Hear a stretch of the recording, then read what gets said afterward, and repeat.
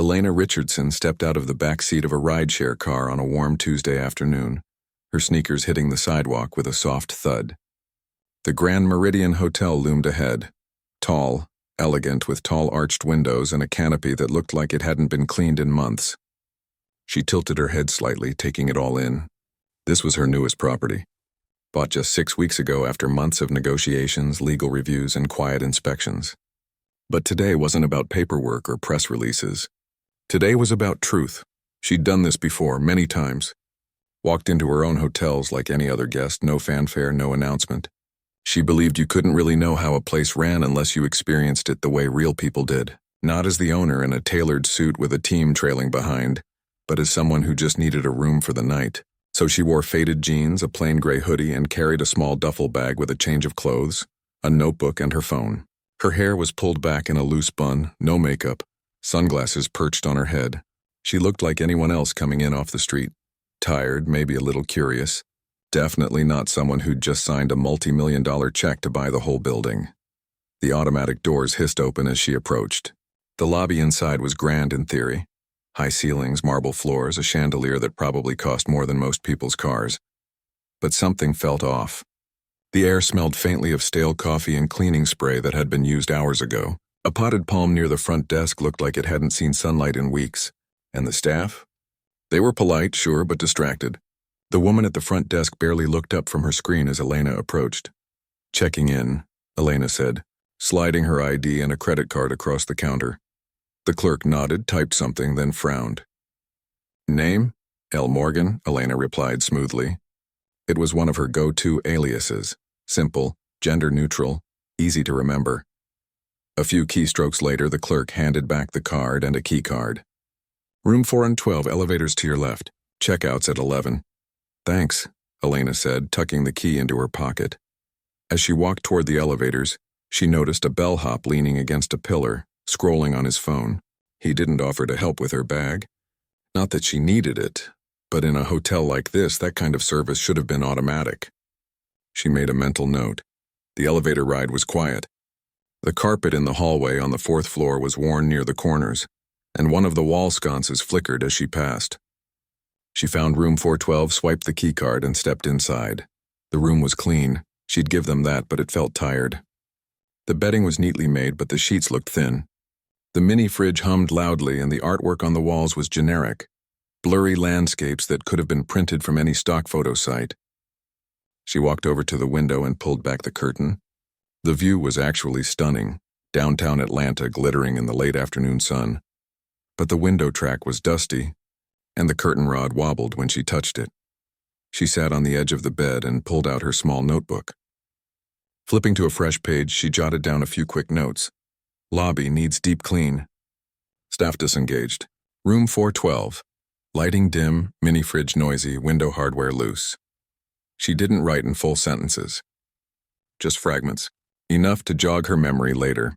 Then she grabbed her phone and snapped a few photos. Of the flickering hallway light, the dusty windowsill, the frayed edge of the bathroom rug. Again, nothing dramatic. Just honest documentation. She'd been doing this for over a decade, ever since she opened her first small inn in Savannah.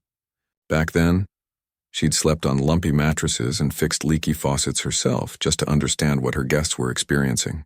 That hands-on approach had built her reputation and her business.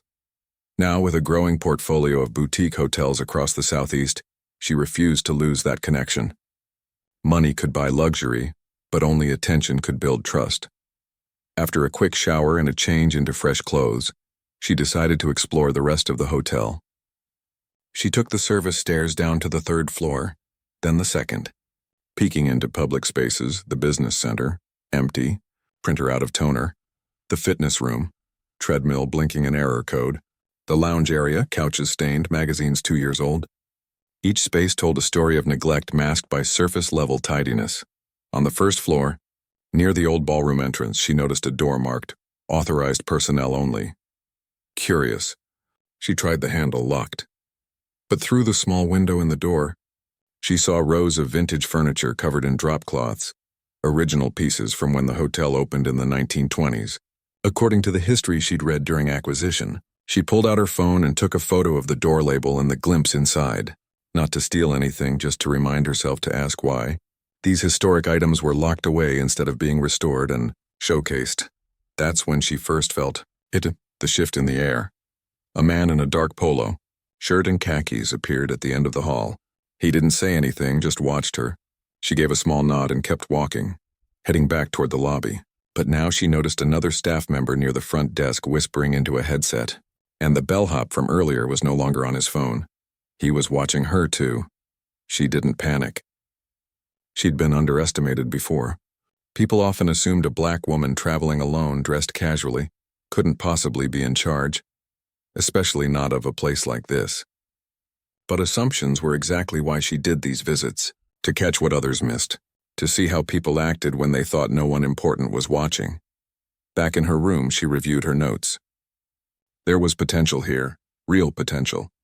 The bones of the Grand Meridian were strong. With the right care, the right staff training, the right respect for its history, it could be something special again. But right now, it felt like a beautiful shell with nothing living inside it. She ordered room service, just a salad and sparkling water, and ate while scrolling through emails on her tablet. One message caught her eye, a note from her operations director asking if she'd made it to Atlanta safely. She typed back, "All good. Observing. We'll debrief Friday." She didn't mention the stairs.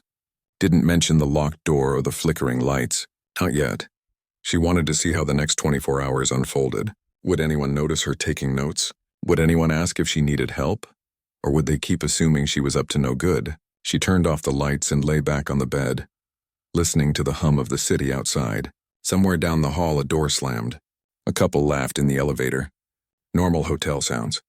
But beneath it all, she sensed tension, like the building itself was holding its breath, waiting to see what she'd do next.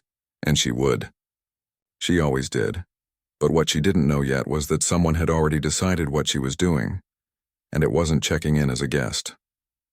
To them, she looked like a problem, and problems in their eyes needed to be handled quickly, quietly, and without asking too many questions. Tomorrow, everything would change. But for now, in the quiet of room 412, she let herself rest. She'd earned it. The next morning, she woke just after sunrise. The city outside her window was already stirring. Delivery trucks rumbling down the street, a jogger passing below with earbuds in, the distant hum of early traffic. She stretched, made the bed the way she always did, a habit from her first job cleaning rooms, and headed downstairs for coffee. The hotel's cafe was nearly empty. A single barista stood behind the counter, wiping down the espresso machine with a rag that looked like it had seen better days. Elena ordered black coffee and a plain bagel, then took a seat by the window. She pulled out her notebook again, flipping to a fresh page. This time she wrote more than just observations. She started sketching ideas, where to move the front desk to make it more welcoming, how to restore the ballroom's original chandeliers, maybe even turn that locked storage room into a small museum of the hotel's history. As she sketched, she noticed a man in a crisp uniform watching her from near the elevators. He wasn't staring outright, but his eyes kept flicking in her direction. She recognized him from yesterday, assistant manager, judging by the badge clipped to his shirt. She didn't react, just sipped her coffee and kept writing. Later, she wandered back to the hallway with the authorized personnel-only door. This time, she didn't try the handle. Instead, she stood a few feet away and took another photo, this time of the signage and the general area. She wanted to show her restoration team exactly where the historic pieces were stored. Nothing sneaky about it. She was standing in a public corridor in broad daylight, phone in plain view. But from the corner of her eye, she saw the assistant manager step out of a side office and speak quickly into a radio. A moment later, a security guard appeared at the far end of the hall. She sighed quietly. Not again. Still, she stayed calm. She finished her note, tucked her phone away, and walked back toward the lobby like nothing was wrong. But the feeling followed her, the sense of being watched, judged, maybe even followed.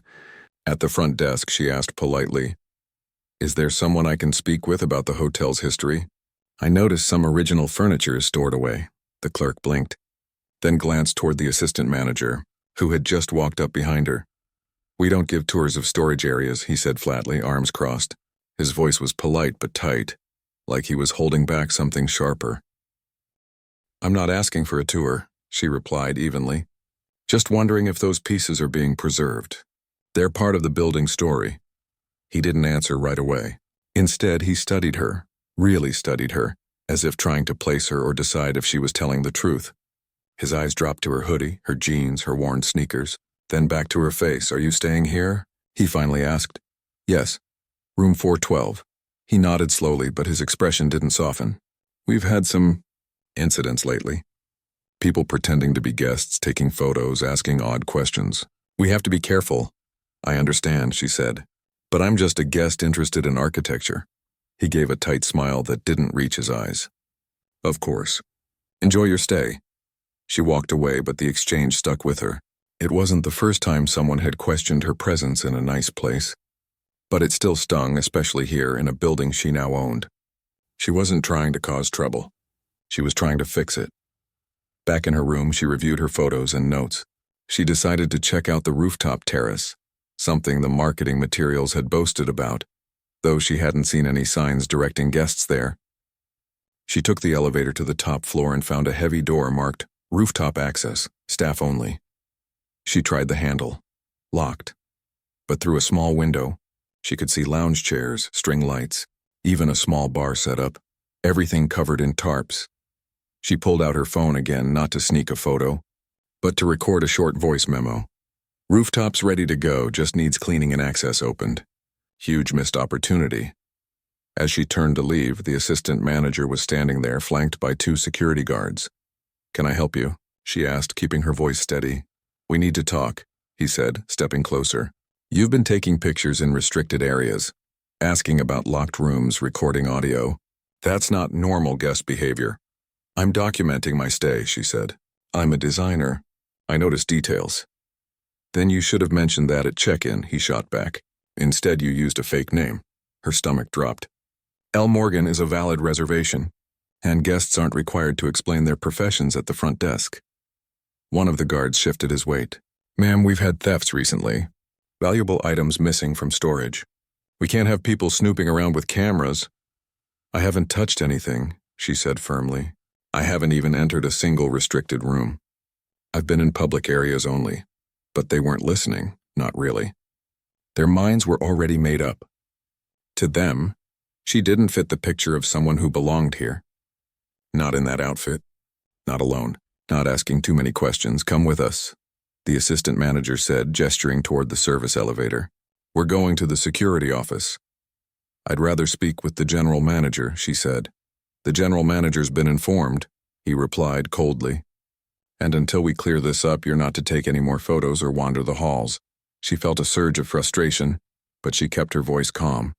"I have a right to be here. I paid for this room. You also have a responsibility to follow hotel rules," he countered. "And right now your actions are raising serious concerns." They escorted her, not roughly but firmly, down to a small office near the loading dock. The walls were bare, the desk cluttered with walkie-talkies and logbooks. One guard stood by the door, the other leaned against a filing cabinet.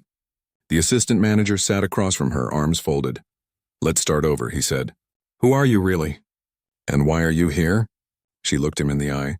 "I told you. I'm a guest. I like old buildings. I take notes. That's all?"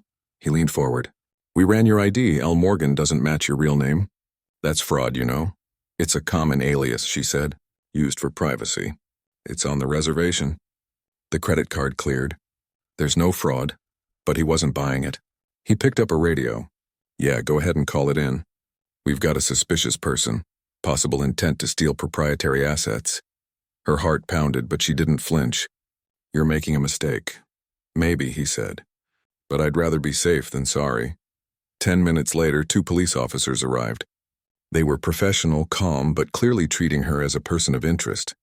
They asked for her ID, which she provided. They asked what she was doing. She explained again, simple, clear, honest. One officer nodded slowly. "Taking photos in public areas isn't illegal." "But the hotel says she was near locked storage," the other said. "I never entered," she insisted. "I stood in the hallway. Anyone can do that," the assistant manager interjected. "She's been acting strange since check-in, asking odd questions, taking notes, recording voice memos. It's not normal." The officers exchanged a look. Then one turned to her. Ma'am, would you mind waiting here while we verify a few things? She nodded. Of course. But I'd appreciate it if you'd also verify who actually owns this hotel. The officers paused. The assistant manager stiffened. Before anyone could respond, the door opened. The general manager, a woman in her 50s with silver-streaked hair and a look of pure panic, rushed in. Hold on, she said, breathless. There's been a misunderstanding. She looked at Elena, then at the assistant manager, her face pale. This is Ms. Richardson. She owns Viridian Stays. She owns this hotel. Silence filled the room. The assistant manager's mouth opened, then closed. The guards shifted uncomfortably. The officers lowered their notepads. Elena didn't smile, didn't gloat. She just stood up slowly, brushed her hoodie down and said quietly, I came here to see how my hotel treats its guests. Now I know. The general manager stammered an apology, but Elena held up a hand. Not here, not now. We'll talk later. She walked out of the security office, past the stunned staff, through the service corridor and back into the grand lobby. Guests were checking in. Bellhops were moving luggage. Life was going on as if nothing had happened, but everything had changed. She went straight to her room, packed her bag in under 5 minutes, and called for a car. As she waited by the curb, she looked up at the Grand Meridian one last time. It was still beautiful. Still full of promise, but beauty wasn't enough. Not without respect. Not without seeing people for who they really are, not who you assume they are based on how they look or what they wear. The rideshare pulled up. She got in, gave the driver the address of a quiet cafe across town, and leaned back in the seat. She didn't feel angry. Not exactly, more disappointed. Because this wasn't just about her. It was about every person who'd ever been treated like they didn't belong, especially in spaces they helped build, support, or even own. And she knew with quiet certainty that this story wasn't over. It was just beginning. The cafe across town was quiet. Just the soft clink of cups, the murmur of two friends catching up in the corner, and the gentle hiss of the espresso machine. She sat by the window, her duffel bag at her feet, hands wrapped around a warm mug of tea. She didn't order food. She wasn't hungry. Her mind was too full. She replayed the morning in her head, the way the assistant manager's voice had tightened when he said fake name, the way the guards had hovered like she might bolt, the way no one had asked a single kind question before jumping to conclusions. It wasn't just about being accused. It was about being unseen, not as a guest, not as a human being, just as a problem to be removed. Her phone buzzed. A message from her assistant. Heard what happened. Are you okay? She typed back, I'm fine. But we've got work to do. She didn't want pity. She wanted change. Back at the hotel, chaos had erupted. Word spread fast among the staff. The woman they'd escorted to security? She owned the whole chain. The one they'd called the police on? She'd signed the papers that kept their paychecks coming. Panic rippled through every department. Housekeepers paused mid-fold. Front desk agents whispered behind their monitors. Even the kitchen staff stopped chopping vegetables to listen. The general manager had already called an emergency meeting for that afternoon. But before that, she did something she should have done the moment Elena walked in. She reviewed the reservation logs, pulled up the corporate ownership records, and confirmed, beyond any doubt, that the guest in room 412 was indeed the founder and CEO of Viridian Stays. Now, standing in the staff break room, the general manager looked exhausted. Her hands trembled slightly as she addressed the team. This is serious, she said, voice low but firm. We failed today, not just in protocol but in basic human decency. No one argued. No one made excuses. They all knew what had happened. And they all knew why. Meanwhile, Elena finished her tea and called her driver back. She wasn't done with the Grand Meridian, not by a long shot. She'd left in anger, but she wouldn't let that be the end of the story. If anything, it was the moment that mattered most. She returned to the hotel just before 3 p.m. This time she didn't walk in through the side entrance or avoid attention. She came through the main doors, shoulders back, eyes clear. She wore the same hoodie, the same jeans. But now there was a quiet strength in her step that hadn't been there before. The front desk staff froze when they saw her. One woman dropped a stack of keycards. Another looked like she wanted to disappear into the marble floor. Elena didn't glare. She didn't scold. She simply walked past them and headed straight for the conference room on the second floor. the same one where executives usually met for quarterly reviews. Inside, the general manager was waiting, along with department heads from housekeeping, security, front office, and food service. They all stood as she entered. "Please sit," she said gently. "We're not here for punishment. We're here to understand." She took a seat at the head of the table, not because she wanted to dominate, but because someone had to lead this conversation, and it might as well be her. "I came here to see how things really are," she began. "Not how they look in reports or spreadsheets. I wanted to feel the energy of this place, and what I felt was fear, not from guests, from staff, and suspicion, especially toward people who don't fit a certain image." She paused, letting the words sink in. "I'm not angry that you didn't recognize me," she continued. "I'm angry that you assumed the worst about someone who looked like me, just because I was alone, dressed casually and asking questions. That's not security. That's bias." The room was silent. One housekeeping supervisor wiped her eyes with the back of her hand. Then Elena turned to the assistant manager, who sat stiffly in the corner, avoiding eye contact. "You thought I was stealing," she said, not accusingly, but with genuine curiosity. "Why?" He swallowed hard. "We've had issues. With people posing as guests, taking photos of room layouts, then selling the designs online. I was trying to protect the property." "But did you ask me what I was doing?" she asked. "Did you check my reservation again? Did you call corporate to verify before involving the police?" He shook his head. "No, I just acted on what I saw." "And what did you see?" She pressed gently. He hesitated. Then quietly, "A black woman alone taking pictures in hallways we don't usually see guests in." She nodded. "And if I'd been a white man in a suit doing the exact same thing?" He didn't answer. He didn't need to. After the meeting, Elena asked to speak with the entire staff, every single employee, from dishwashers to night auditors. They gathered in the ballroom, the same space she'd seen locked away behind dusty doors. Someone had quickly swept the floor and turned on the lights. It felt alive for the first time in years. She stood on a small platform near the stage, no microphone, just her voice carrying through the quiet room. "I own this hotel," she began. "But that doesn't mean I'm better than anyone here.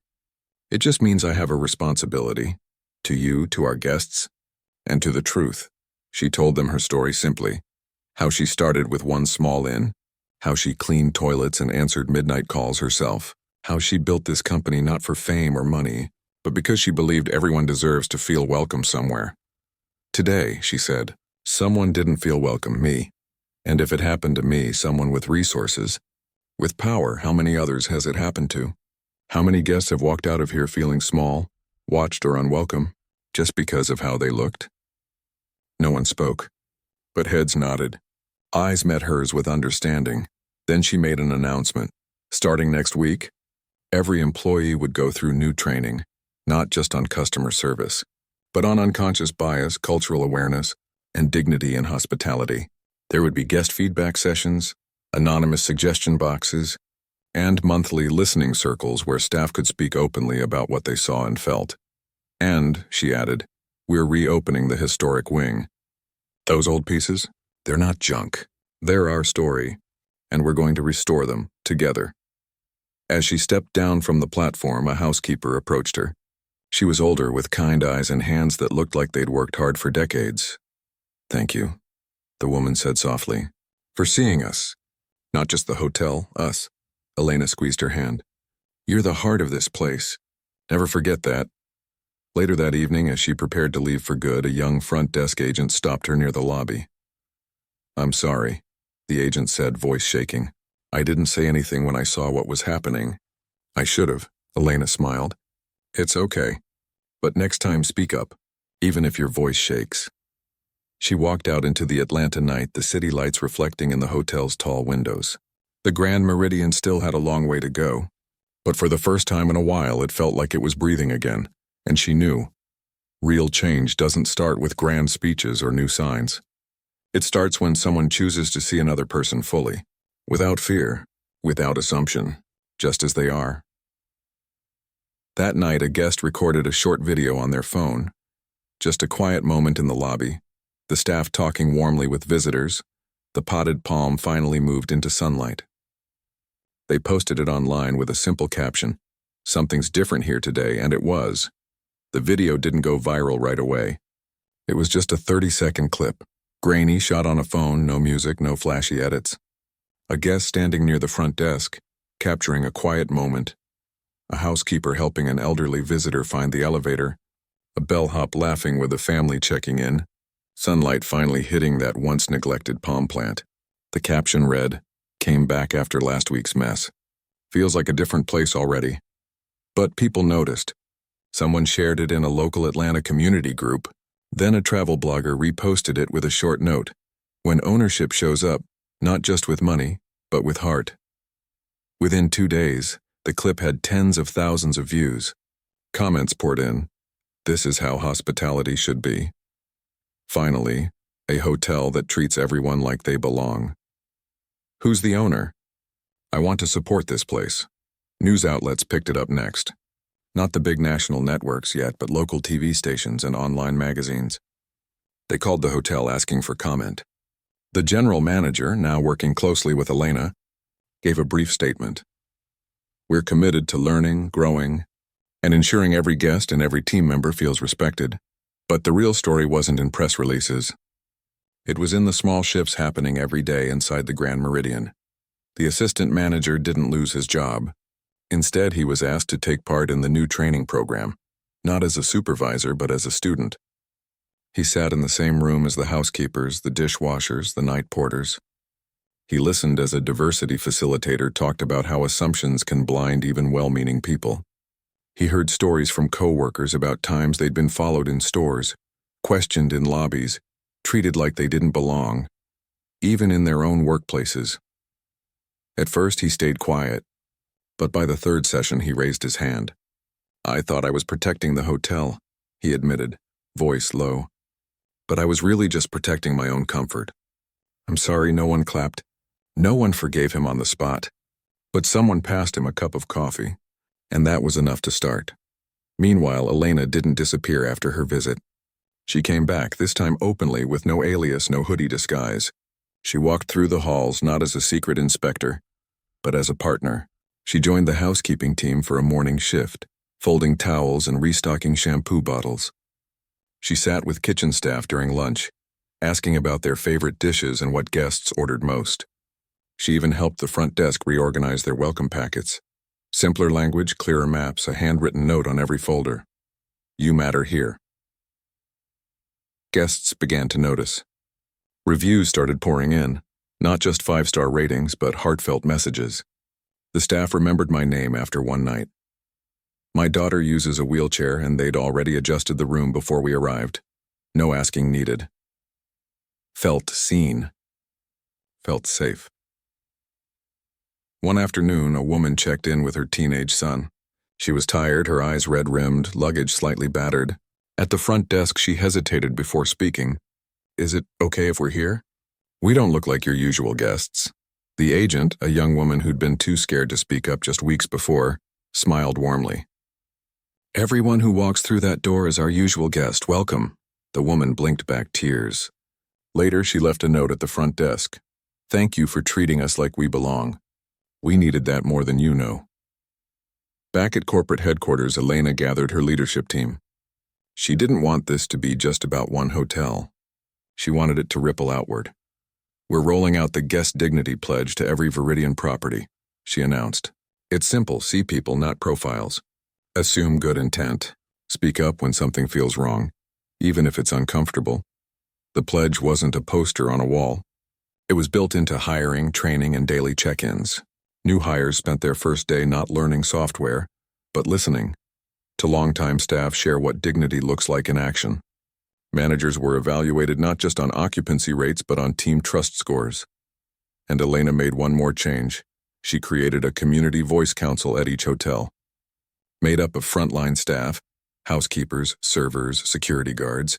They met monthly to share what they saw, what guests said, what needed to change. No executives in the room unless invited.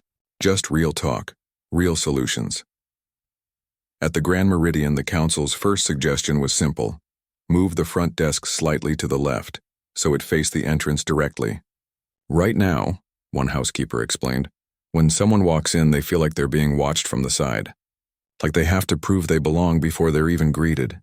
They made the change the next week. The locked storage room, it became the Heritage Lounge. The vintage furniture was cleaned, repaired, and arranged around a small display of the hotel's history, old photos, newspaper clippings, even a guest book from 1927. Guests could visit anytime. No reservation needed. Just walk in, sit down, and feel part of something older and deeper than a single stay. One evening, Elena sat in that lounge, flipping through the restored guest book. A young couple joined her, curious. They asked about the building, the stories, the woman who'd bought it and fixed everything. "I didn't fix it," she said with a small smile. "I just listened." The real magic was already here, just waiting to be seen. They didn't recognize her as the owner. And she didn't tell them. Not because she wanted to hide, but because in that moment it didn't matter who owned the walls. What mattered was that everyone inside them felt like they belonged. Word of the Grand Meridian's transformation spread beyond Atlanta. Other hotel owners reached out, asking how they could do the same. Elena didn't sell them a program or a package. She invited them to spend a day on the floor, cleaning rooms, answering calls, watching how their own teams moved through the space.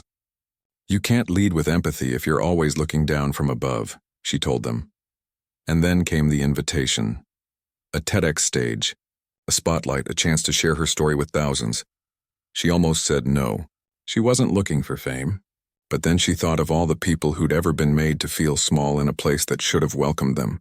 If her voice could help even one more person feel seen, it was worth it. Her talk wasn't polished. It was raw. She spoke about the morning she was accused, the shame she felt. Not for herself, but for the system that taught people to doubt others based on skin and clothes. She talked about the power of listening, of humility, of showing up not as a savior but as a student. She ended with this. Ownership isn't about who signs the check. It's about who takes responsibility for the soul of a place. And that belongs to everyone who walks through the door, with or without a keycard. The audience stood, not because she was famous, but because they'd felt the truth in her words. Back at the Grand Meridian, the staff watched the talk together in the ballroom. When it ended, no one spoke for a long moment. Then someone started clapping. Then everyone did. Not for her. For each other. Because they knew. They were part of something bigger now. Not just a hotel, but a promise, and promises once made are meant to be kept. 6 months after that tense morning in the hallway, the Grand Meridian didn't just feel different, it felt alive. Not in a flashy, overhauled way, but in the quiet hum of people who finally believed they mattered. The lobby buzzed with conversation, not just check-ins. Guests lingered over coffee, not because they had to, but because they wanted to. The once dusty palm plant now stood proudly near the window, its leaves green and wide, catching the morning light like it was finally home.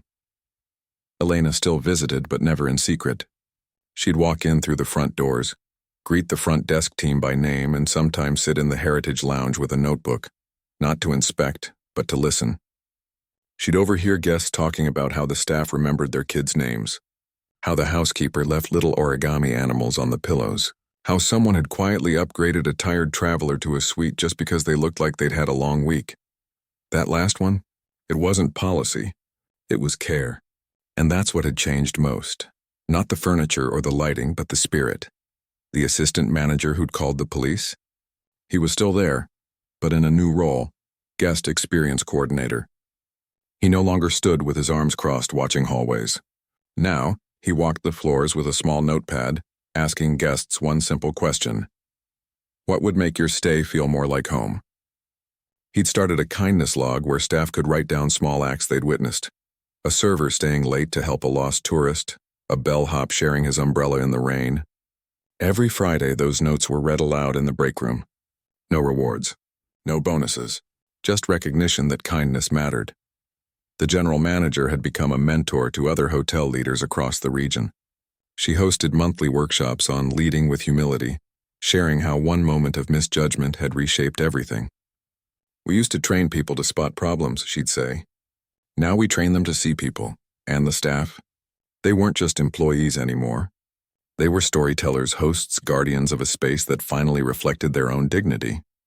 One housekeeper who'd worked at the hotel for 12 years but never been asked her opinion before, now co-led the Community Voice Council.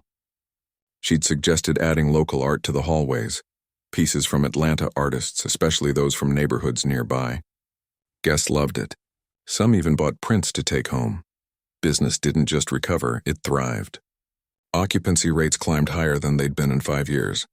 But more importantly, guest reviews shifted from nice place to stay to felt like family. One couple even got engaged in the Heritage Lounge under the glow of the restored 1920s chandelier. They sent a photo to the front desk with a note. "This place held us when we needed it most." Elena kept her promise to expand the change. Every Viridian property now operated under the Guest Dignity Pledge. New hires spent their first shift shadowing housekeeping or kitchen staff, not as a formality, but as a reminder that every role matters. Managers were required to spend 1 day a month working the front desk or serving breakfast. "You can't lead a team you don't understand," Elena would say.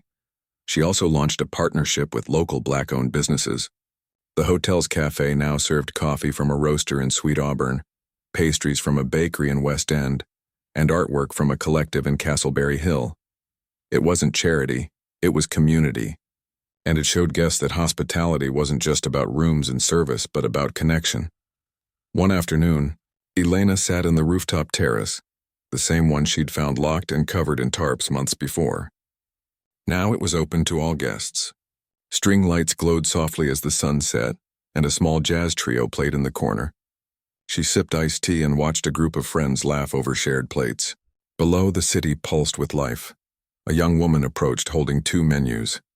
She was new, just hired as a server, but she walked with confidence. "Ms. Richardson?" she asked gently. Elena smiled. "Just Elena is fine." The server nodded, but her eyes shone with something deeper than respect. Recognition. "My mom told me about what happened here.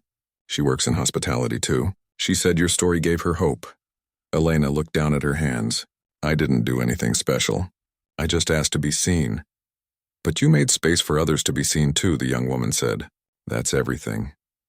Later that week, Elena stood on a small stage at a hospitality conference in Chicago. She wasn't there to sell anything. She was there to share a truth.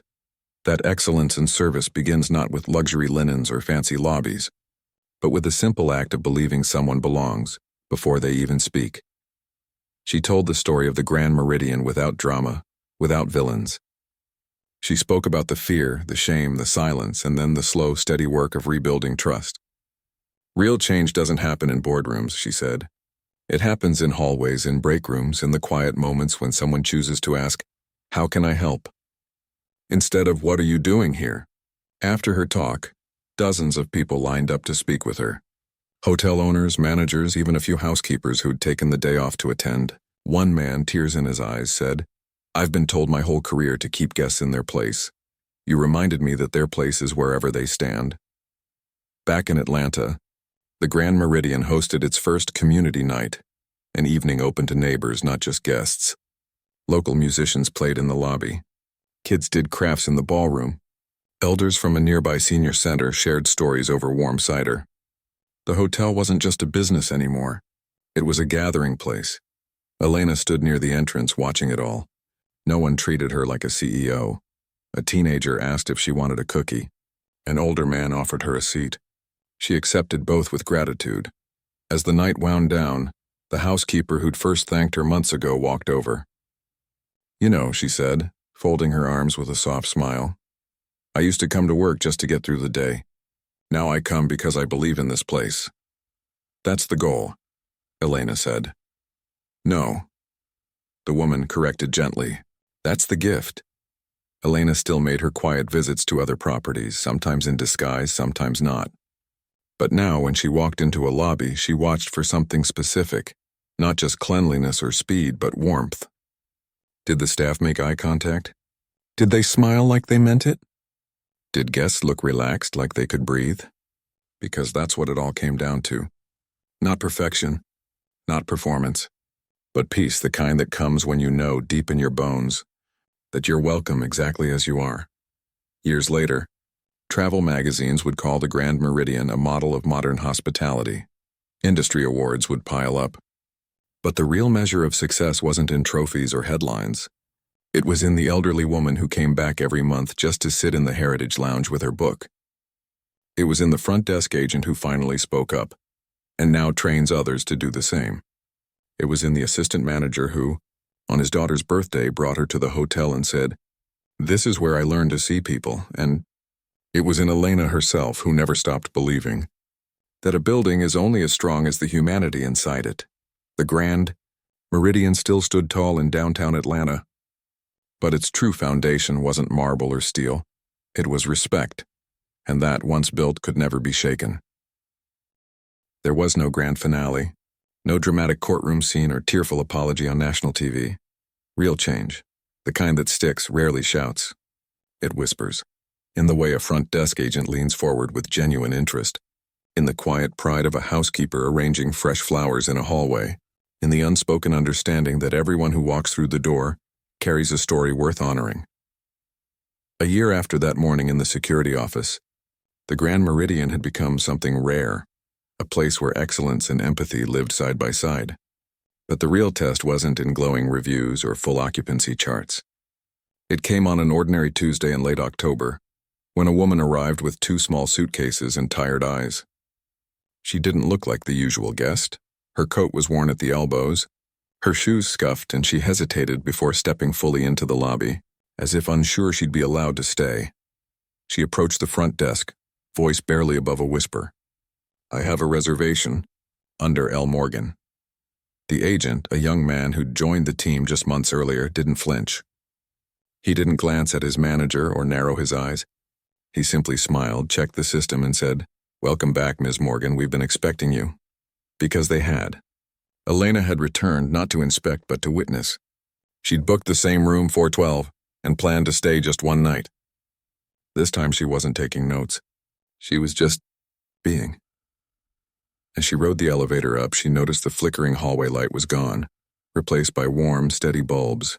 The carpet had been replaced with a softer weave that muffled footsteps. Even the air smelled different. Clean, yes, but also like lavender and fresh linen, not chemicals. In her room, everything was familiar yet renewed. The mini-fridge hummed quietly. The window hardware was solid.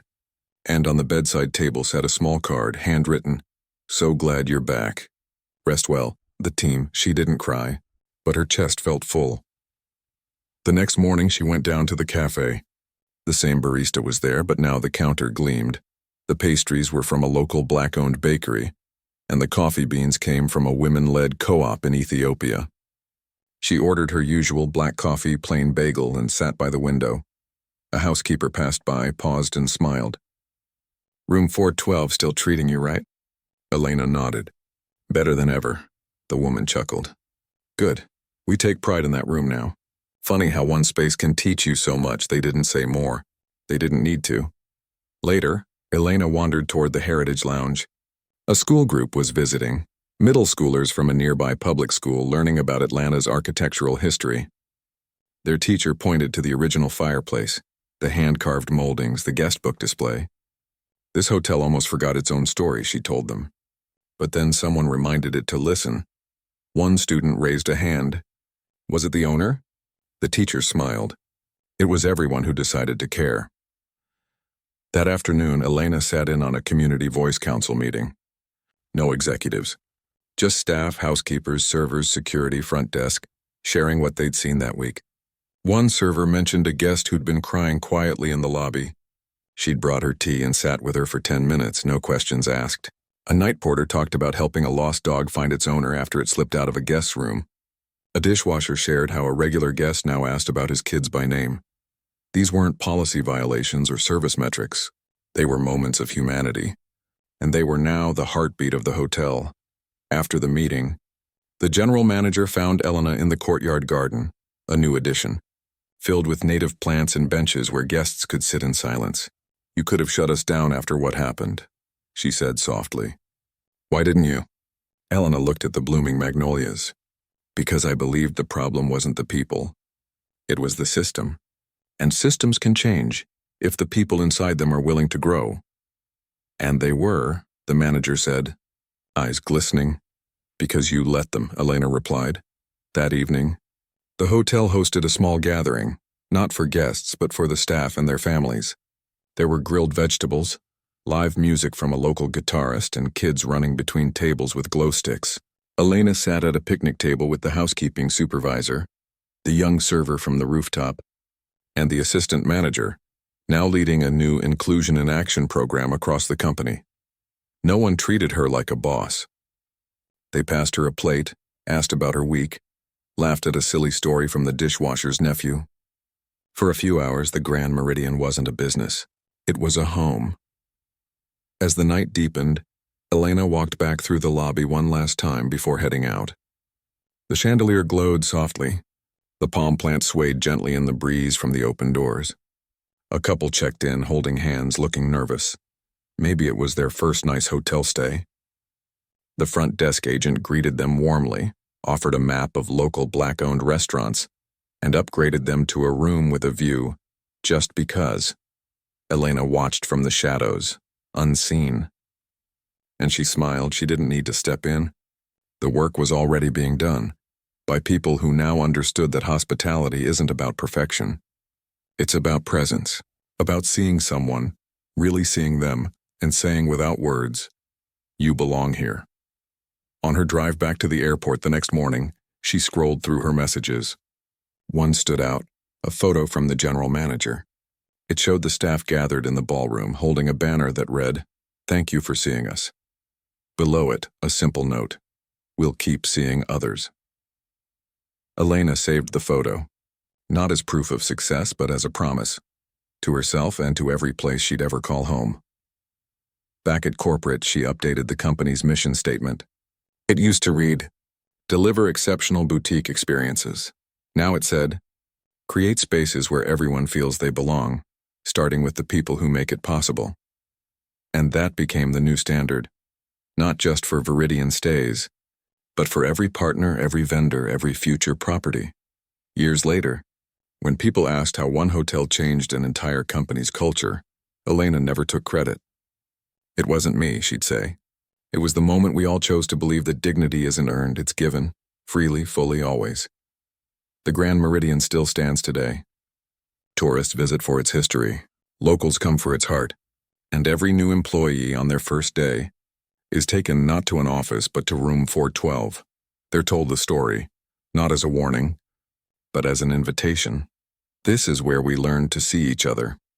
And in a world that often looks away, that simple act of truly seeing remains the most powerful kind of hospitality there is.